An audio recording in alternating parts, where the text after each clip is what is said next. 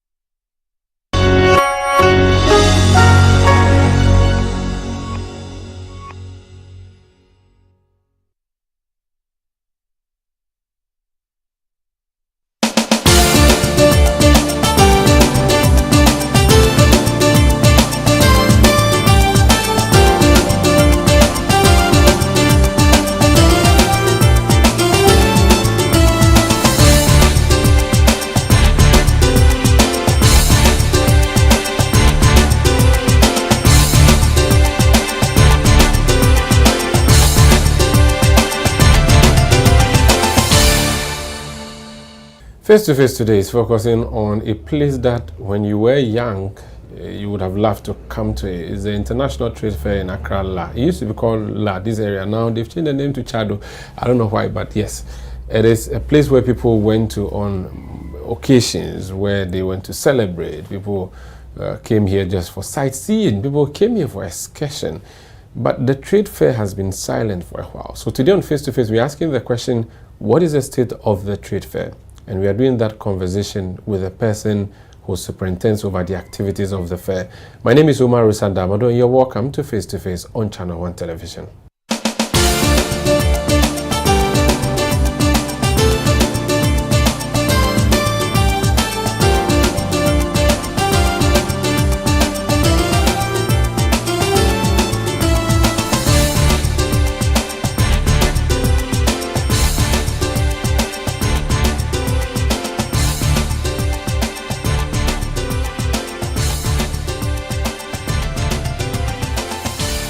So my guest on Face to Face today is the CEO of the Ghana International Trade Fair Center based in Accra, Dr. Agnes.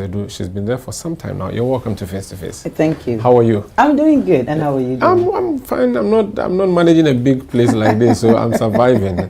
How has it been like? I mean, 7 to 8 years running this. It's a Ghana Trade Fair is state company but limited liability company, right? Yes. Okay. Yes.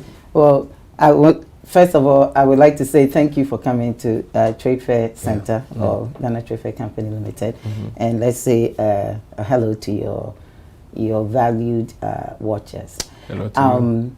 We've been here, or I've been in this seat since 2017, so this is my 7th year. Wow. As CEO of the Ghana Trade Fair Company Limited. Do you have a do you have a term of office? Are you by your laws? Can you stay for longer periods? So you can stay longer than 8 years? Yes. You can break the 8, you can do yes, all those things? Absolutely. Okay. So the Ghana Trade Fair Company Limited is a limited liability company, just like any company, just like your company. The shareholder is government, right? But the management of the company itself, there's a board of directors, a 9-member board, then management, and myself as CEO. So the board and management run the day-to-day activities. So it's not directly under government. We are IGF. That means we generate our own revenue, survive on our own revenue generation.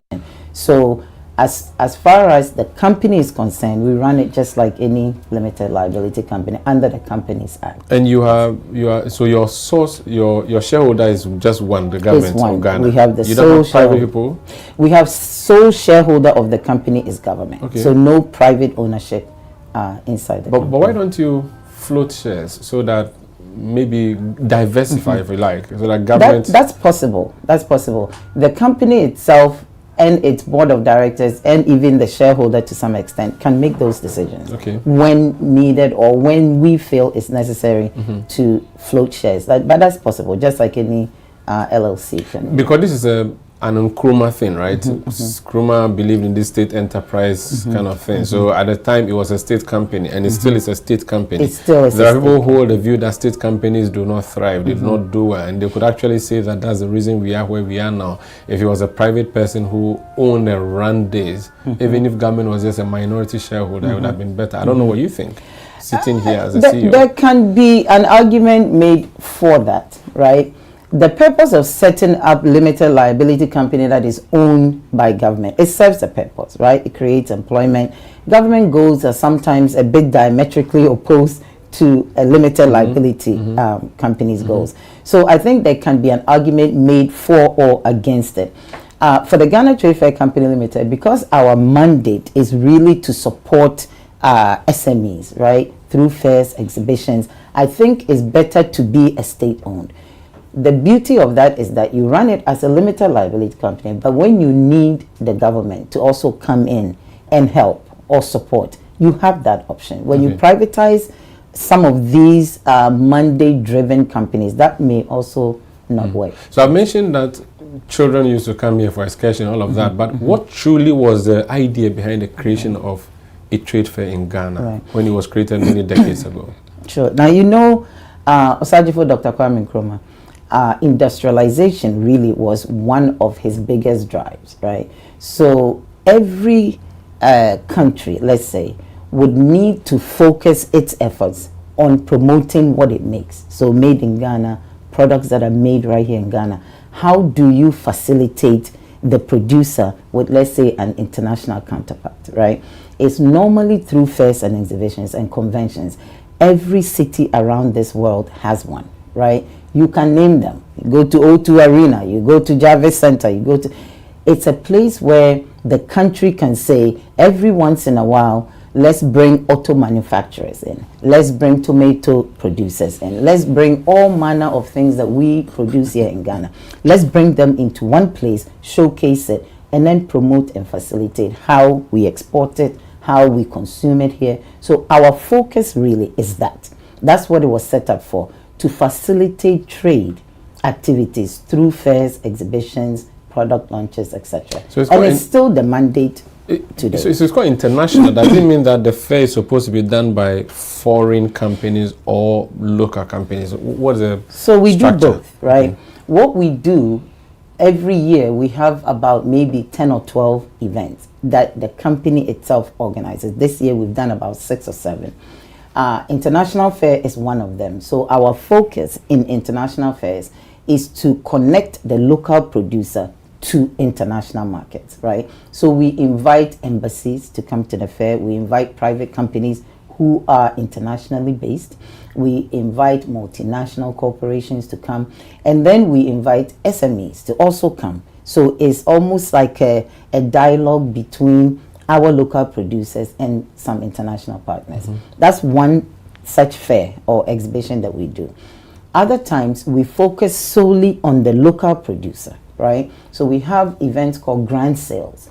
The local producers all around the country, we gather them in one place at trade fair, and then anyone, the general public, can come and see what we are producing here, and then you can patronize it. You can buy made in Ghana. We all know the benefits of buying made in Ghana. So it's really a way to do both, connect to our international partners, but also focus on what we do here and promote and make sure that the citizens are also participating. So the trade fair is where we showcase what we have to the outside world, and also invite the outside world to show us what they have. Exactly. So is there a law that says you should do this at least so many times in a year, or how does it work like? There is no law, meaning that a national law, but the company itself, the board of directors, every time the board changes, every time CEOs changes, CEOs can come up with their own plans. The board may approve or not approve. The board can also give advisory. But it is the company that decides what we do, how we do the trade shows.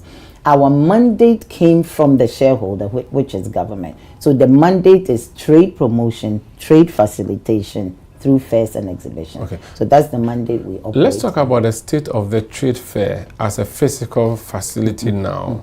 And by that, I would ask you, when was the last time you ever held a trade fair here at the La Trade Fair? On the grounds itself? Yes, on this ground. I think 2020. 2020, Yes, before COVID. Before COVID, yes. So 2020, we held the fair here. 2021, we took the fair to Tamale, right? We move fairs around as well. So sometimes even with the newly developed trade fair, or when it was new back in those days, you still took international fairs or grand sales fairs or whatever facilitation you are trying to do. We still take it into the region. So we've gone to Tamale, we've gone to Kumasi, we've gone elsewhere. But the last time on the grounds here, before we started developing, was in 2020. So that's many years ago. Does that not then mean that you have not been working as a company? Because if your core mandate is to host fairs and exhibitions, and you haven't done it on your own grounds for all these years, it's a sign of failure on actually, I beg to disagree. Yes. You, like I said, when you are facilitating, promoting trade, it doesn't require one specific space. Actually, if you limit yourself to just trade fair, you will miss your core audience all around the place. So even though the site is being renovated, and it's a massive undertaking, right? Even though it's being renovated, every single month there is an event that promotes Made in Ghana somewhere else. Okay. Really, you can even go to, let's say, a war zone, and there's a surgery center there. Does that mean that surgery center is a failure because it's in a war zone? No. The so you take the fair to the people? We take the fair to the people. Okay. So but that would mean that you have to rent spaces for that, and that would come at a cost. When you already had space here, then you have to pay and for. Even when we are back on the site, we will still take the fair to the people, because it's not every day somebody can trek from Bolga or Paga and come to trade fair only to exhibit. When we went to Tamale, for example, it was one of the best fairs, one of the most successful fairs that we've held, and it was held outside of the grounds. We have become too used to and too accustomed to the old ways of thinking. Modern facilities must be multi-purpose, but you should also be mobile. You need to be able to spread your mandate outside of the grounds where you operate. So if we limit ourselves only to the grounds, every day, every time we do fairs, somebody has to trek from Volta, Upper, even our neighbors, right? We take international fairs across borders. We can visit Cote d'Ivoire, we can visit Nigeria. It needs to be mobile. In modern times, you need to do that. I think in the 1960s, it was okay. The population was only, 5 million? So you can bring people to Accra. Right now, there are 1 million places that you can even hold these events. So you also have to be competitive and take the fairs to the last time I came to the trade fair was for a political party's organization. I don't remember which of them. It must have been the MPP somewhere in your trade fair here. And that would be probably before 2020, I think. And you have all these organizations coming in to rent your space and use it. So since you haven't held an event for more than 4 years, it means more than 4 years of no revenue that you are generating as a result of these things. Is that not a big problem? Actually, the facility over the years had broken down, right? So when I walk in 2017, really, besides the car park for a rally, there was no indoor space or even outdoor space. There was some story building in front of the round pavilion. It was a story building kind of structure that has a well. I don't remember what it was called. That's the round pavilion itself that has the moat, right? But over the years, the facility had broken down to an unrecognizable place, right? We really couldn't function here. The dilapidated structures that were here were actually even dangerous to the public. To even bring that rally here before 2020, pack people into a place where the buildings are unstable, the grounds is infested with all manner of things.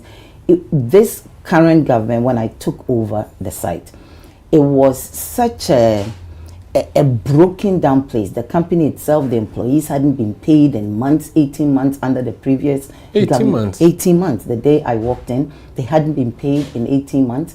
There was not one building I can walk in and say, this is a place we can do events. It needed rehab. It needed urgent rehab. So the government, the board of directors, myself as CEO, we quickly came up with a plan to make sure that we turn this place around and remodel it and then turn it into a modern space where we can actually have meaningful events. So it was not only necessary, it was critical. It was quite urgent. So that was why you had to go the redevelopment route. Precisely. So what was your plan with the redevelopment? It means that everything was bad, or there were a few things that were almost good? 100% of the site had broken down. The things that you actually saw here when I took over in 2017 didn't belong to the company. The company will maybe make an area for someone to come and put a business.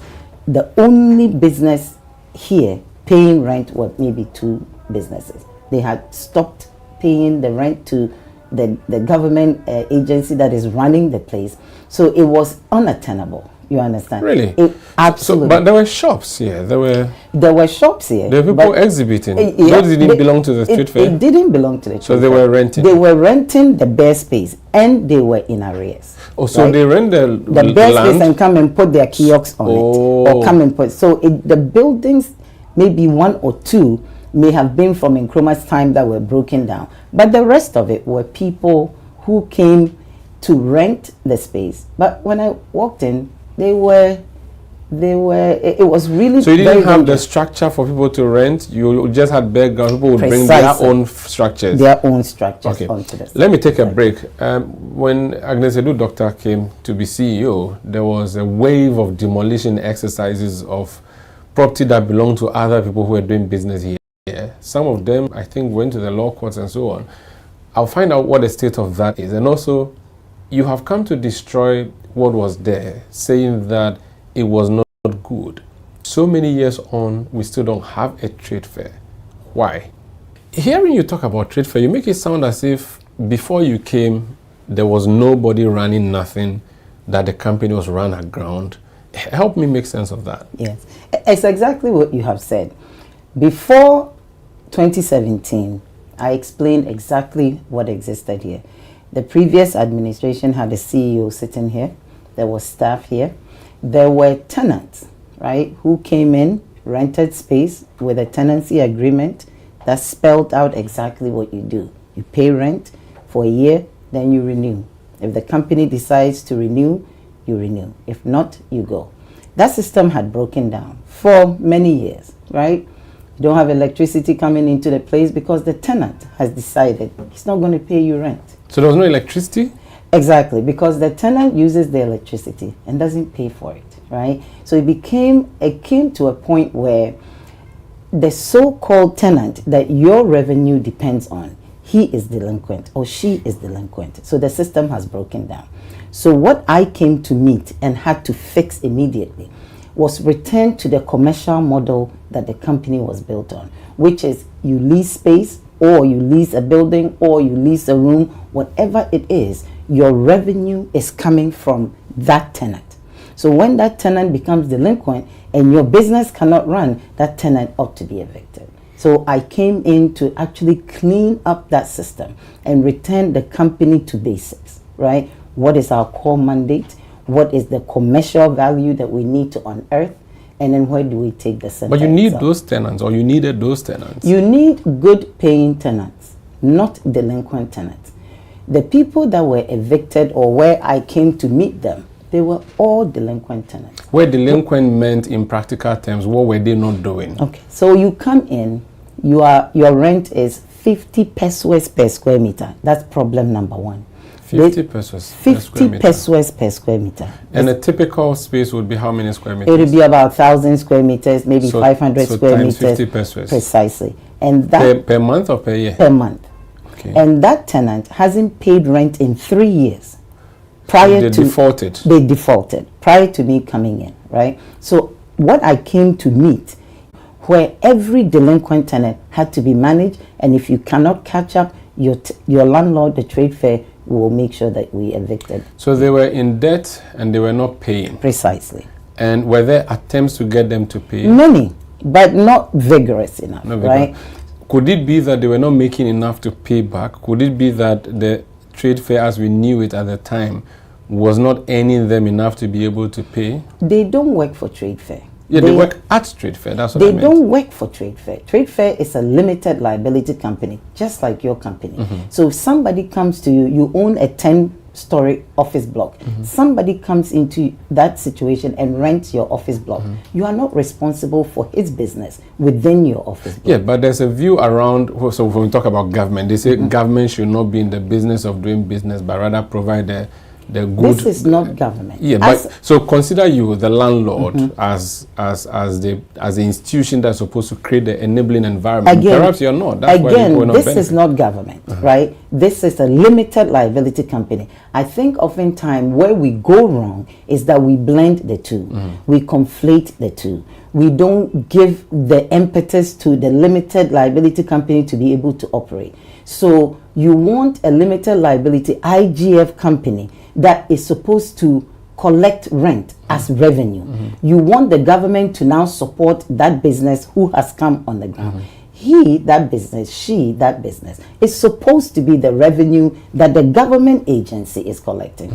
Once you take him off the hook, you have created a system where now the system has broken down, the revenue is not coming in, but yet you want services, right? We need to get back to basics. If you are a tenant, there are covenants, there is rent, you pay that and the system revolves itself. Your rent is what's going to allow the trade fair to sweep the grounds. Your rent is allowing the trade fair to drain the site when it rains. Your rent is allowing the trade fair to pay and maintain the street lights. And yet So you're not paying that rent. if you're not paying that rent, the system has broken, But you see, which is what I came to inherit. So you refer to them as delinquents, which means irresponsible tenants. But Delinquent, it doesn't mean irresponsible. It means you've chosen not to pay your rent. Yes, so that's irresponsibility to an extent. I think I want to make sure that that's your very well. Very well. So in a business, in a commercial agreement, we don't care about responsible or you're not responsible. You have a rent to meet, and so you should meet it, and so you should meet it. The argument that was put forward at the time was that these people you refer to as delinquents, tenants, were actually members of a political party that your government did not belong to, and that you were witch hunting them politically, and that's what you did. What do you say to that? And of course, what did you want him to say? That he's delinquent and that's why he's evicted. The company evicted delinquent tenants. Now that argument will hold true if today you came here and there's people in this government that are supportive to this government are still here, and then the people who are in the opposition government are gone, right? No one is left here. So did you pack everybody out? Every single human being. Does it mean there wasn't one tenant who was doing what they had to do? Not one. All of them? Every single one. But they were the ones who were keeping the place alive. Now the company, let me go back a little bit. The company and its board of directors decided that the site needs to be redeveloped. And I want to emphasize this, right? There were no credible facilities, modern facilities that you can actually hold a convention of, let's say, 500 pharmacists, right? Okay. There was none. There was a shed, maybe 2 sheds, open on both sides. When it rains, it's coming inside. It's a mess. So the company decided that it needs to be overhauled, right? There's not one single building that a convention can take place. So all the 1967 buildings that have broken down, it had already been broken down. What was here was actually individual people have put up block, have put up container businesses, things like that. All that needed to be cleared. And then a new master plan has been put in place, which we are rigorously implementing. I'll ask you to explain the master plan, but let's still remain on the eviction. Why did you go the demolition approach? I remember the Raymond Archer case vividly. Right. It's not where, the demolition. Where you came overnight and just pulled down their property that they had Let put me up. correct That you. was what the claim was. Let me correct you. It wasn't overnight. I'm going to take you painstakingly through the process. I came in 2017 and the company gave. Now, when you say you, I mean the company. I don't take decisions as CEO. Yes, on my own. you is corporate exactly. you, not you so person. The company decided that the master plan is going to be built. Now, we need to give notice by law 6 months to the tenant. If your landlord wants to redevelop their site, they are allowed to. Whether your business is good or bad, it doesn't matter. if your landlord wants to redevelop, which it was urgent, we give you 6-month notification. So that 6-month notification went out in 2017, at the end of 2017, right? If you ignore that notification, your landlord has every right to evict you. So that notification was given in 2017. And finally, demolition of the entire site was actually done in 2020. So 3 years. 3 years, solid. So they were recalcitrant. Did you tell them that pack your things out because we are coming for it? Letters after letters and they ignored you. And they ignored all of it. All of it. But did bringing a bulldozer to pull the thing down, was that the last option? Could you not have removed their properties for them? Again, you want to bring expenses onto the government company instead of holding responsible the person who is recalcitrant, who is delinquent, and refusing to obey the rules of his covenants. You could have seized those assets, maybe. We can, but in the agreement that they came, it told you clearly that whatever you leave here will be subject to demolition, because the master plan, every successive government since Nkrumah, and even Nkrumah, Osadifo Dr. Kwame Nkrumah, had a master plan. When we were doing the background research for the project, we saw that there was a master plan that he wanted to build. Even he couldn't finish it. And every successive government has attempted to redevelop it. It is only this government, only this board of directors, only this CEO, and only this management has been able to pull it off. And you needed to make sure that you have a plan in place and that you execute the plan so that we can all enjoy a modern. Do you have any of these cases currently before the court? The Raymond Archer one, for instance, is it in court? Do you have any case? It has exhausted itself. So, all the appeals has exhausted itself. All the injunctions have been. You have no legal headache currently? No. This is Face to Face on Channel 1 Television. My guest is the CEO of the Ghana Trade Fair, or International Trade Fair Center in Ghana, Dr. Agnes Edu. My name is Umaru Sanda Amadu. Please stay with us. In the heart of our communities, change is not just a dream, it's a promise. I don't have to worry about rising costs and taxes. Dr. Baumia's flat rate tax system is a breath of fresh air. It means I can keep more of what I earn and invest back into my business. I've seen so many changes in my lifetime, but what matters most is to feel secured. Dr. Baumia's initiative for the elderly is to make sure we are not forgotten. He's giving us the exact care that we deserve.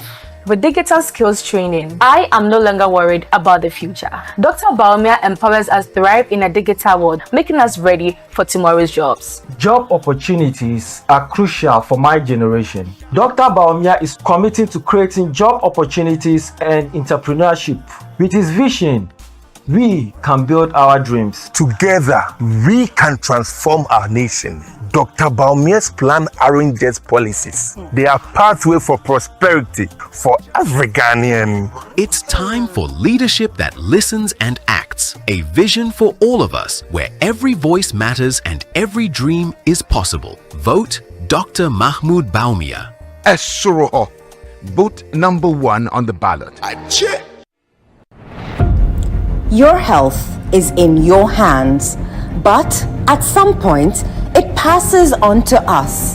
At Mintuba Hospital and Coloproctology Center, we believe that quality healthcare isn't a privilege, it's a right. Equipped with cutting-edge technology, we are fully prepared to effectively deal with all colorectal and proctological conditions. Our team of highly skilled doctors, surgeons, and nurses are renowned for their expertise in minimally invasive and painless laser, ligature, and longoproctological surgery. We are committed to providing a wide range of services to meet the diverse needs of our patients. Mintuba Hospital, your health is our priority. Visit Mintuba Hospital today or call us at 0244 581 541 or 0271 054 204. Mintuba Hospital, in to serve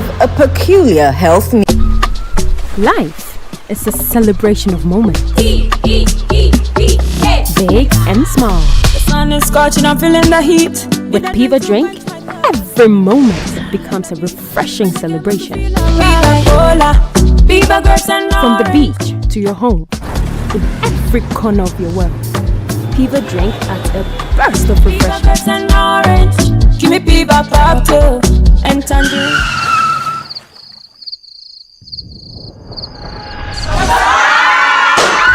Celebrate every moment with Piva drink. Refreshment for every occasion. Piva drink, a taste you will love. Piva.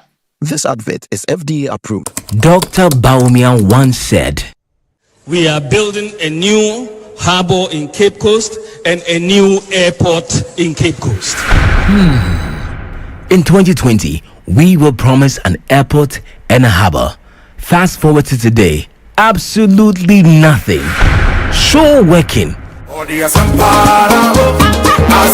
John Dramani Mahama for president. Trustworthy, honest, and reliable. Vote for change. Choose the umbrella. Vote John Dramani Mahama and the NDC.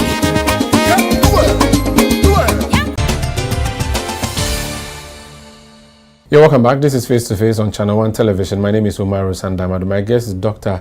Agnes. She is the CEO of the Ghana International Trade Fair Center. And we actually had a makeshift camp that they've created on site for this particular interview because, like I said to you when we came here, the whole place, well, is in a construction setting or in a construction zone. So talk to us about this, your redevelopment agenda. What exactly are you doing with the trade fair? All right. So I think I mentioned earlier that when you are about to reconstruct a modern facility, any modern facility, it requires a lot of planning. The biggest challenge is what we've discussed, trying to move people out of the way so that the master plan can be implemented. And it took a while. It took almost 3 years to try to go through the courts and resistance. Now we got to a point by 2020 where we drew up a master plan, took it to cabinet, approved it, and the board of directors approved it. What we are building here is our core facilities. Our mandate is trade promotion and trade facilitation through fairs and exhibitions. So we are building the major convention center in Ghana. It sits on about 20,000 square meters of indoor space, properly serviced, indoor, air conditioned, just like you see O2 Arena will have, or you see Javits Center in New York will have. When you come to Accra, there will be such a convention center here. So you mentioned 20,000, but give us the practical picture. How many, what's the seating capacity, for instance? Maybe compared to National Theatre or Conference Center. Use that as... Okay. So the building itself sits on 20,000 square meters, the building footprint. The exhibition hall, the convention center floor, measures 10,000 square meters. So we used maybe conservative estimates that if you want to do, let's say, a huge concert, standing room only, you can use maybe from 4 to 6 people per square meter. We conservatively used about 3 people per square meter. So you can push up to about 30,000 people in a standing room only. Okay. You can seat maybe about 15,000, maybe 20,000 people with tables, chairs. So it depends on how you want to shape the space. So you're doing an open place where you can put mount stands and do an exhibition. Is that the... It's not a place where you have seats for people to sit down, like a conference center kind of thing. It's a multi-purpose modern facility.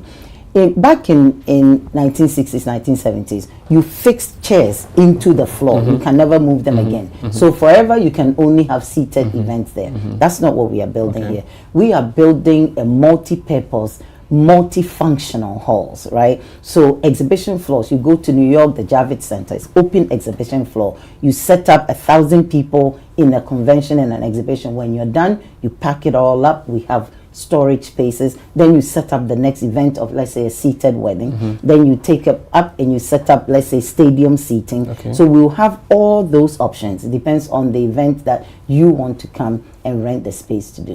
The lobby will be a proper lobby. The lobby measures about 5,000 square meters or so. So if you have 10,000 people in the exhibition hall, they can move around freely and enjoy the space even before they go into the convention. You have a restaurant in the lobby. You can find something to eat before you go into your exhibition or your event. We have gift shop that will be all made in Ghana products. It will be in the lobby. Forex bureau, things like that. When you go into these exhibitions, you need some amenities. We will make sure that those amenities are in the lobby space. We have a back house that is storage. So everything that you take out of the convention floor has its place that it can go and get out of the way for the next event. The exhibition hall itself, or the convention hall itself, is built in a way that is flat, and then you ride into it, or you bring your car show into it. You bring your exhibition wares into it, and then you drive back out. So it's quite a modern, multi-purpose convention center. I see. So the convention center is going to be the main thing, or the other side things alongside? Right. So when you go to convention center, we are developing a master plan, right? So the convention center doesn't sit in a vacuum. You need to be able to sleep there, eat there, shop there, leisure there. Now, when you come to a convention, 3 days, there's a hotel you can stay. So we will partner with... You are building a hotel? Or absolutely. It will be partnership with the private sector, right? And then there will be a hotel on site. There's a place you can go shopping, so there will be a mall on site. We are building our own made in Ghana pavilion. So there you can rent space. Let's say you want an office, you can rent space. Let's say the previous tenant who can now become a responsible tenant can come back and rent space. We will develop that area for that. And then we are partnering with the private sector to do a data center. Part of the conversation in Africa and in Ghana, sometimes we are left out of the technology infrastructure. This time we decided that we want to address some of those. So a data center developer is on board. So convention, hotel, a retail space, amusement space, there's data center here. And now the Africa Continental Free Trade, right? Ghana is its headquarters. So that permanent headquarters of AFTA will also be located on site. So okay, I bring AFTA here. Absolutely, okay, absolutely. Creating space for them. We've created space for them already. So they will come and build their AFTA headquarters, the whole facility that supports them. They will be on site with us. I see that you have something here. I don't know if you could just... So this is a sketch that you plan? Yes. So the master plan is actually a multi-purpose mixed-use space. So from one end, this is the northern end, all the way to the southern end, we will develop it as one cohesive space. So our convention center is in this area here. What we are building right now is the exhibition, convention and exhibition centers here. So after that, when you are done, you can just basically walk across the street and go into your hotel. So the hotel spot is here. You can now walk around, and the top of this master plan will have the mall right there. The data center I mentioned will go somewhere in here. After secretariat that I mentioned will come somewhere in here. So all the arms of the master plan fit together. They relate to each other, and it's also functional. You need to sleep after your convention. The hotel will be right there for you. Now, considering that you've already told me you don't need a physical space here for you to do your exhibitions, what happens to this place and when you still have to carry your exhibitions outside Accra? We do. Even when we were, the fair that we took to Tamale, for example, it is a fair that that year we had multiple events on site, right, in the old broken down facilities, but we still took the fair outside of Accra. So this convention center is really not going to be only for our activities. It's also for anyone can come and rent the space. And so while we move fairs around, the site will still be servicing other private events that must So when did you start construction of this, your grand plan? Okay, so we actually, I want to talk about challenges that massive undertakings like this take. We actually started construction in 2020. In the month of March, we moved some developers on site to put the infrastructure in. The way we've designed the site is that Trade Fair has put in the roads, the power, the drains. We've addressed all that. Today, in 2024, we finished that work. But back in 2020, right before we were about to start, lockdown comes, right? That's an unknown. Who knew that a virus was going to come and stop the whole world? So for 2 years, you can't move, you can't work. So then we come back, and in 2022, maybe 2023, we started the infrastructure on site. So now we've completed all the infrastructure on site, and now we are building the convention and exhibition center. So we started in earnest. We started really in 2020. We had a little break from 2020 to 2022-ish, and then we've come back on site to finish the work. Yeah. This elaborate thing that you've talked about should come at a huge cost. So what is the cost of this redevelopment? Who is footing the bill? Who are the people behind the construction at all? Okay. So the master plan was laid out as a serviced lot approach, right? That means that the company puts in the services. We engage a developer to come in and put in the services. The services mean the roads, the drains, the power, the water, fiber infrastructure that serves the plots to all these hotels and other developers. So you are behaving like what estate developers call service plots Precisely. for sale. So you do the service not plots. for sale. I know, but you do them and someone develops them. Not There for you sale, go. but exactly, for... Exactly. Because we, the company, doesn't sell the hotel. We have a developer that we've partnered with. The company has partnered with to build the hotel and run the hotel as a private project. So you bring utilities, you Yes, bring roads. Precisely. Then someone comes and says, okay, I want 5,000 square feet to do A, B, C, D. Someone comes and the company tells you, we are building this master plan. So whatever you want to build that doesn't fit in the master plan cannot be done here. This is only the approved master plan that we have put together as, let's say, cabinet approved, the board has approved, and the management is... So take your piece. Which piece do you think you can... Precisely. And then you do. Exactly. And what will be the arrangement between you and that person? Right. Is it build, operate, transfer? How is it going to be like? Build, operate, transfers don't work. Okay. And I'll explain why.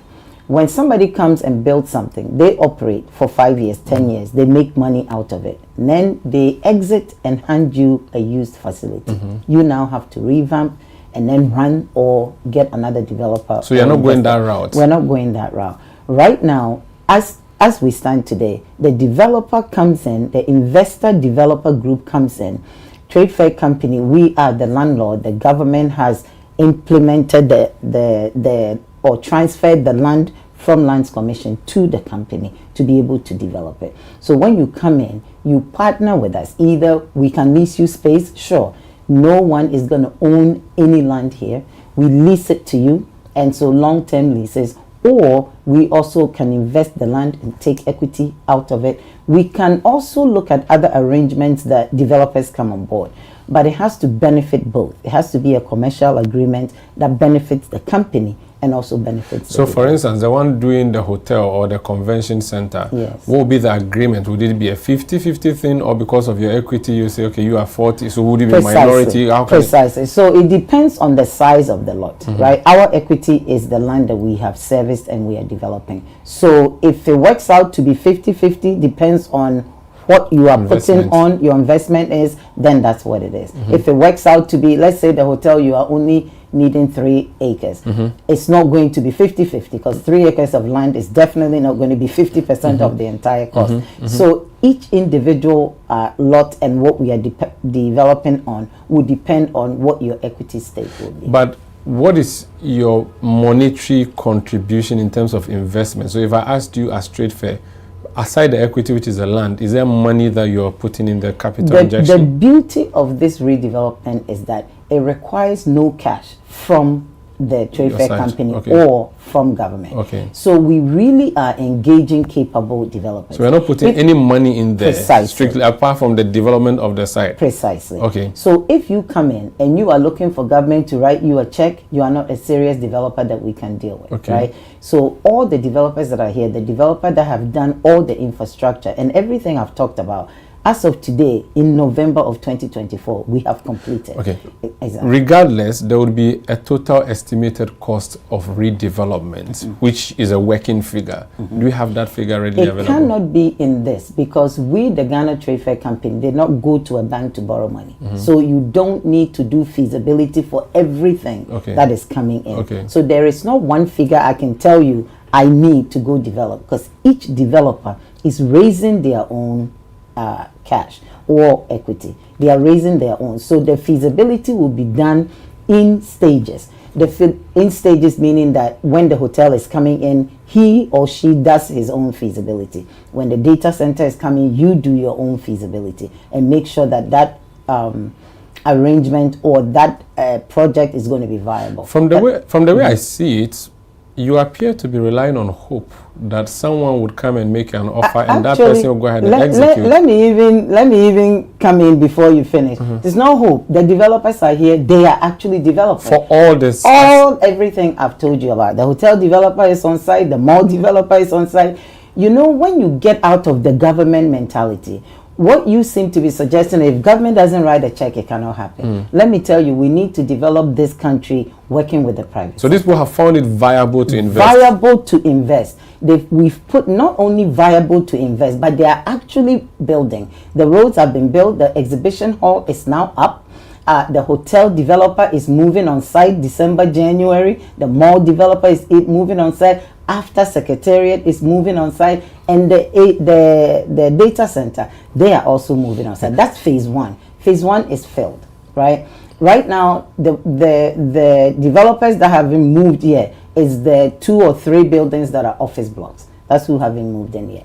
But we have executed this master plan to perfection, and the developers are here, and they are putting in the master plan as we've planned. Is your redevelopment not rather too slow? Because since 2017 you said you were going to do this. It's taking like forever. Right. So let me break it down. The reason you feel is slow, or it seems is slow, is because of all the impediments and challenges that are in the way of the redevelopment. Let me start by where we started from.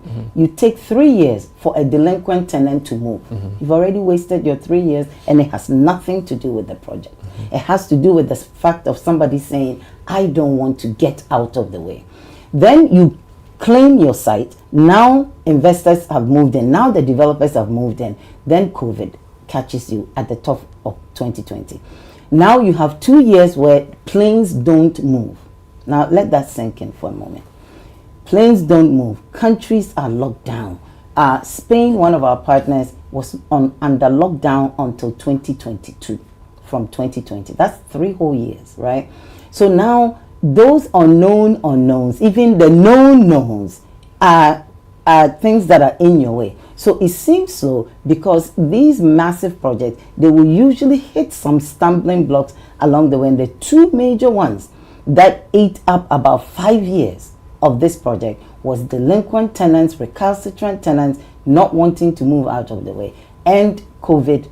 And so really, this project started about 2 years ago, which is about end of 2022, beginning of 2023. All this work we've done happened in those 2 years. You see, the reason I asked you about the slow nature is that you are part of a government which has done something else again in this same area, where there was a general hospital which the government said was defective, like you said the trade fair was, and pulled it to ground zero, and it has remained as ground zero for a long time.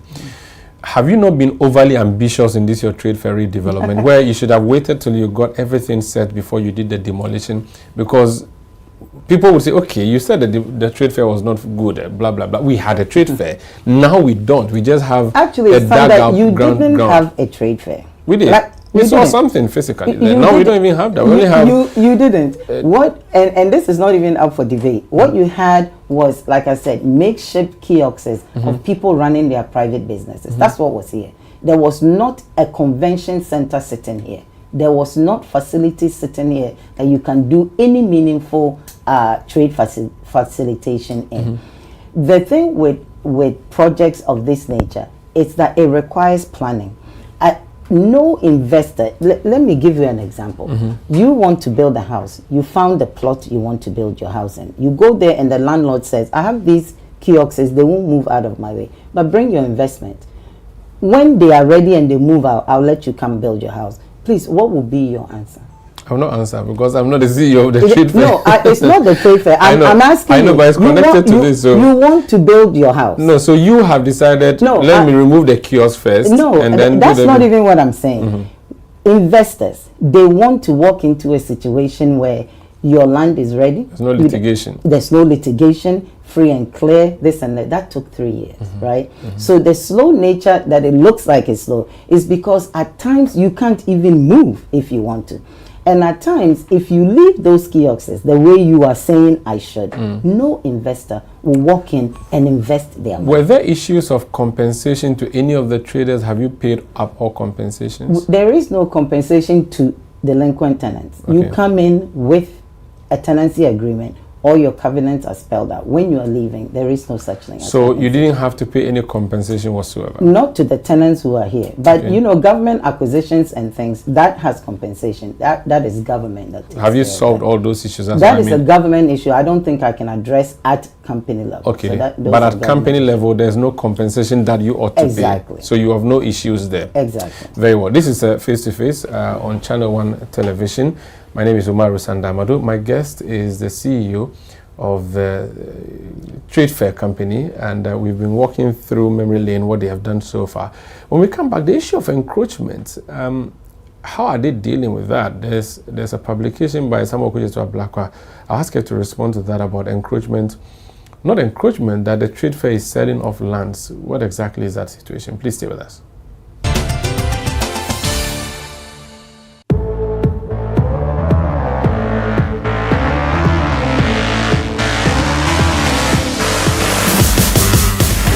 Tell me, is this thing on now? I've been working long like a marathon now. Tying up words, making them a ball now. Tell me, we turn on the alarm now. I got a message when they put it in a song now. I'll see you later, all the haters got it wrong now. We're touching the lightning, we're coming alive, yeah. We feel it inside, yeah. We got the power.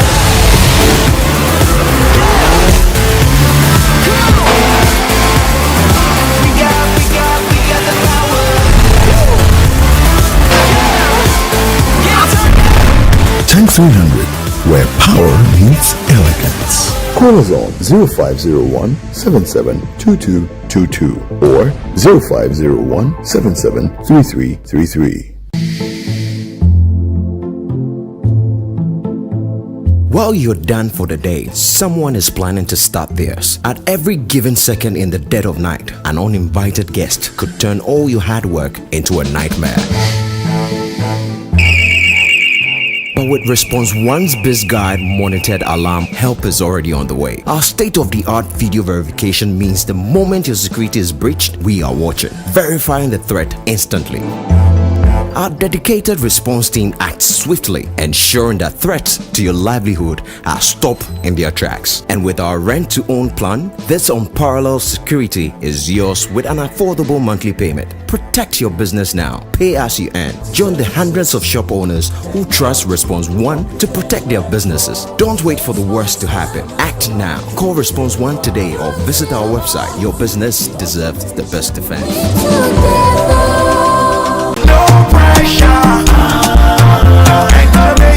Another morning, another day filled with possibilities. My old car reflects my journey, and today could be the day I take a big step forward. Anything is possible. Just think about it. My shelves are ready to be filled, and soon the flat rate will open up exciting new opportunities. I can already envision a vibrant shop bustling with customers, all eager to discover what I have to offer.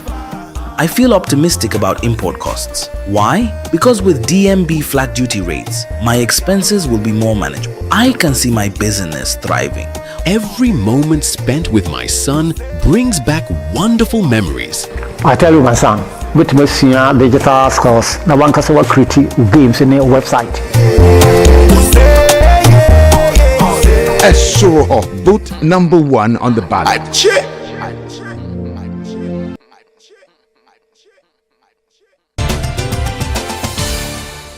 You're welcome back. This is Face to Face on Channel 1 Television. Madam CEO, so while you are doing all this work here, Trade Fair as we knew it is not really operating. You had workers here, staff. You're operating from a makeshift camp that you have done, like what happens on sites, which is a small office you're running. What happened to all your workers? Are they still being paid? Trade Fair is a company limited. We have workers here, staff here, from accounts office to operations manager. The company hasn't changed. We are still operating. But what are they doing? We manage fairs. We take fairs to Tamale. We take fairs to Kumasi. We take fairs around Accra. So we are still managing our mandate. So nothing has changed in the company. Interesting. So you still have people coming to work, but there's not even a working space. We actually have. You are only in one room, right? Okay. We actually have staff offices that we've left up. That will also become part of the new space. But there's staff offices on site. Before I ask you we will build our new staff offices as part of the convention center that you see behind me on site now. That has been constructed. Before I ask you what the way forward, there are two stories that I just want you to respond to. The Northern Member of Parliament, Samokoji Ablakwa, has revealed that 11 acres of land belonging to your company has been taken over by a private developer, and that he has started building on the land. Is that true? I'm not aware of anything that the Member of Parliament has said, so I cannot comment on that. No, so I'm not aware of it. So 11 acres of your land has not been taken? Sanda, I don't even know what the Member of Parliament is saying, so I can't verify what he's saying. I've explained to you in detail what this master plan is about. Yeah, but there's no private developer has taken your land? Let me finish. I've explained to you in details how the master plan has been approved to partner with private sector to develop it. That's exactly what we're doing, according to the approval of cabinet. So it's possible that this is part of your plan to give the land to someone to develop for what the MP has said, right? Unless he comes in here and shows me what he's talking about, I'm not going to address speculations that has nothing to do what I've painstakingly explained to you in this. Another story that came recently, well, a number of months now, the Fantasy Dome thing. Is it your property? Was it your land? What's your involvement as trade fair? As I've stated in the beginning, everyone here is a tenant. When your term came to an end, the company gave you notice and moved you. And that's what we've done with every tenant here. The CEO said he had secured an injunction. You disregarded the injunction and still did the demolition. Sanda, let me tell you, the Ghana Trade Fair Company Limited has not been served with any court processes. Okay. Thank you. So the demolition was the best way out? That's a question I would ask, because looking at it on the video, the bulldozers coming in, Sanda, it looks like... I'm going to even stop you there. You are still advocating that the responsibility of a private business should fall on government companies. I think that that's not the right way to go. When you come in as a tenant, there are covenants. When you respect that covenant, there's no problem. But when you don't respect the covenant, then the company takes steps to make sure that we can evict a recalcitrant tenant. And that's exactly what we've done. Okay. I'm glad you said you and the Africa Free Trade area, you are talking, you're going to even host them here.